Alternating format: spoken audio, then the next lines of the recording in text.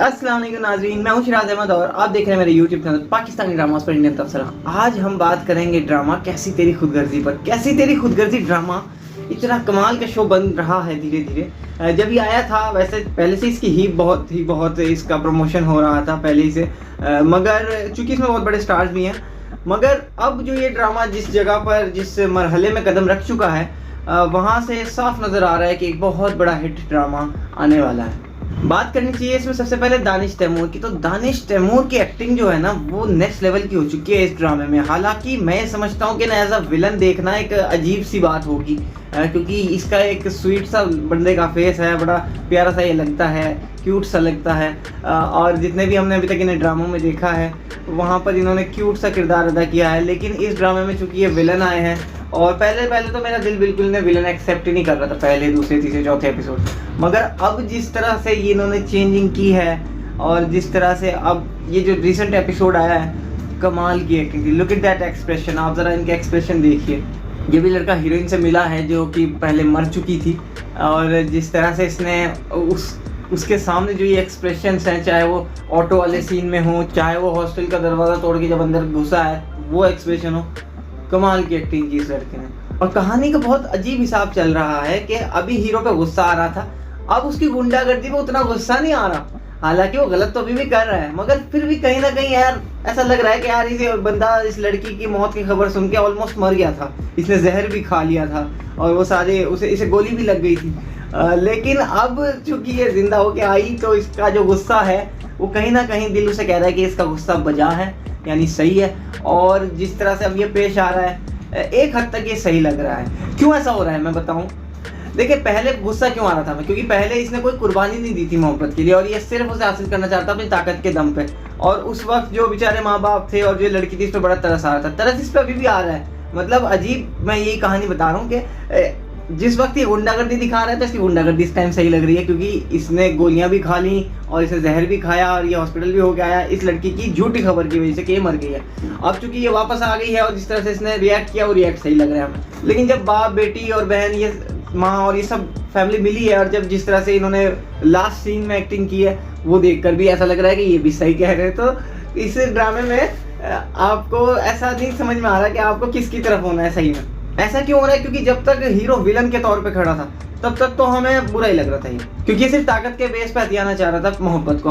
मोहब्बत ताकत के बेस पे हथियाई नहीं जा सकती। लेकिन क्योंकि अब इसने गोली भी खाई और अब इसने तकलीफ कुछ झेली है और इसने लड़की की मौत के बाद वाकई सदमा इसे हुआ और इसने जब ये होश में आया तो इसने उस लड़के को भी माफ कर दिया जिसने गोली चलाई थी, यानी इसकी जो गुंडागर्दी थी वो इसमें से ख़त्म होने लगी थी। लेकिन अब जब वापस से लड़की जिंदा होके आ गई है तो इसकी गुंडागर्दी भी कहीं ना कहीं वापस आ गई, मगर इस बार गुंडागर्दी पूरी सिर्फ इसीलिए नहीं लग रही क्योंकि इसने कुर्बानी दे दी है। दूसरी तरफ महक का पॉइंट ऑफ व्यू देखें तो वो भी सही है यार, चलो ठीक है इसने कुर्बानी दी है कुछ है, मगर गलतियां तो सारी इसी की थी। और जब हम उन सब की एक्टिंग देख रहे हैं तो भाई लाजवाब एक्टिंग की है लड़की के बाप ने और इन सब तीनों चारों लोगों ने, और स्पेशली लड़की की माँ। आप देखें ये जो औरत है ना, ये इतनी कोई बड़ी एक्ट्रेस नहीं मानता मैं इसे, मगर इसने इस ड्रामे में भाई कमाल की एक्टिंग की है और अपने जो लेवल है ना वो उसने 2-3 दर्जे बुलंद कर लिया है। खैर ये तो थी पीछे की बात, लेकिन अब बात क्या आती है कि अब क्या होगा ड्रामे में। तो मुझे ऐसा लगता है कि अब जो है ये जो निकाह दिखाया है ये थोड़ा सा शायद गलत दिखाया है राइटर ने। जो चीज़ लोग देखना चाह रहे थे वो ये थी कि ये लड़का थोड़ा खुदार मोहब्बत की तरह से इसका फिरोज खान बनता और ये कहीं मज़ारों पे पड़ा रहता और फिर इसको मोहब्बत की हकीकत की समझ आती।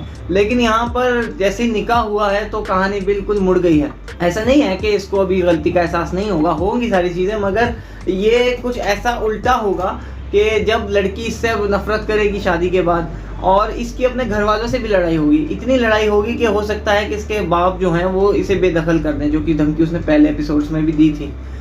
तो ये बेदखल भी हो जाएगा और इसके सारी पावर्स ख़त्म हो जाएंगी और फिर ये कहीं छोटे से घर में रहेंगे और हो सकता है आपको ये जो शान शौकत वाला लड़का ये आपको मजदूरियाँ करता हुआ दिखाया जाए और बड़ी तकलीफ़ें उठाता हुआ दिखाया जाए और उन तकलीफ़ों के बाद लड़की के माँ बाप खुद लड़की से कहें कि तुम्हें इससे मोहब्बत करनी चाहिए क्योंकि अब तुम्हारे लिए फ़कत तुम्हारे लिए कर रहे हैं। फिर लड़की को थोड़ा थोड़ा इस पर प्यार आना शुरू हुए और वही चीज़ लोग देखना चाहेंगे। हालांकि ये थोड़ा उल्टा हो रहा है। मैं ये समझ रहा था कि ये लड़का अपने खुद सारे इख्तियारात छोड़कर इस लड़की से शादी किए बगैर इससे मोहब्बत निभाए, और इस हद तक निभाए कि ये लड़की खुद फिर मज़ारों पे जाए इसके पास और फिर इससे मोहब्बत का एतराफ़ करे, जैसे कि खुदार मोहब्बत में हुआ था।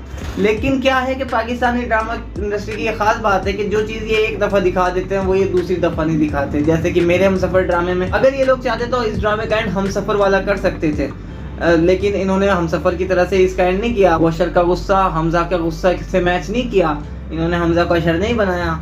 इंडियन इंडस्ट्री होती तो शायद कॉपी हो जाता, मगर वहाँ पर क्योंकि कॉपी तो करते ही नहीं वो आपस में, तो ठीक है कहानी का मोड़ ज़रूर उन्होंने उस तरफ तक वो लेके गए, लेकिन जहाँ से हम सोच रहे थे कि अब ये होने वाला है वहाँ से उन्होंने फ़ौरन स्टीयरिंग घुमा दिया है। और अब होगा यही कि लड़का जो है अब लड़की के लिए तकलीफ झेलेगा, क्योंकि इसने लास्ट में जो जुमला कहा है आपको अगर याद हो, लड़की कहती है कि मैं तुम्हारे से सारी ज़िंदगी नफरत करती रहूँगी, और लड़का ये कहता है कि नहीं देखना एक दिन आएगा कि तुम मुझसे मोहब्बत करोगी। अब ये जो एक दिन आएगा ये वही दिन होगा कि जब ये लड़का इसके लिए तकलीफ झेलेगा। और सही बात है ना, देखिए मोहब्बत तो कुर्बानियाँ मांगता है, अब जो भी कुर्बानियाँ दें वो मोहब्बत का दावेदार हो जाता है। जैसे कि ये जो लड़का है हीरोइन का जो कज़न बना हुआ है, आप इसे देखें कि मैंने इसे कहा था बड़ा बुज़दिल है और इस लड़के को मोहब्बत लेने का कोई हक नहीं है। दो लोगों को देखिए मोहब्बत लेने का हक नहीं होता, एक बुज़दिल को एक जालिम को।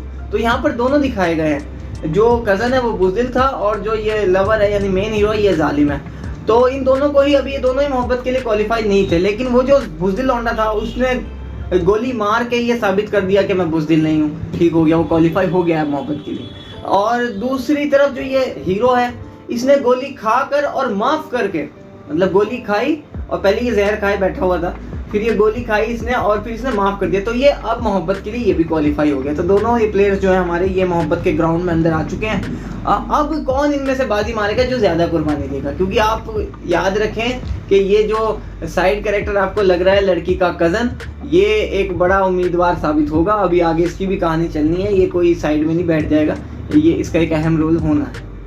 और मैं कहता चलूँ कि यार प्लीज़ सब्सक्राइब कर दें मेरे चैनल को, क्योंकि देखें अब YouTube ने बड़ी गंदी अपडेट की है कि हमारे सबके जो छोटे यूट्यूबर्स हैं उनको बड़ी मुश्किल हुई है इस अपडेट से, सबके सब्सक्राइबर जो हैं वो शो हो गए हैं। अब हमारे जो भी ढकी छुपी बात थी 200 300 400 सब्सक्राइबर, अब वो गड़बड़ हो गई है, सबके सामने नज़र आ गया। अब लोग सोचते हैं यार ये तो छोटा यूट्यूबर, इसको क्या हम सब्सक्राइब करें, तो ऐसा मत कीजिए खुदाया, आपका कोई नुकसान नहीं है। कहीं रेड कलर का जो बटन दबाने की बात है ना, आपका कोई नुकसान नहीं, खुदा की कसम।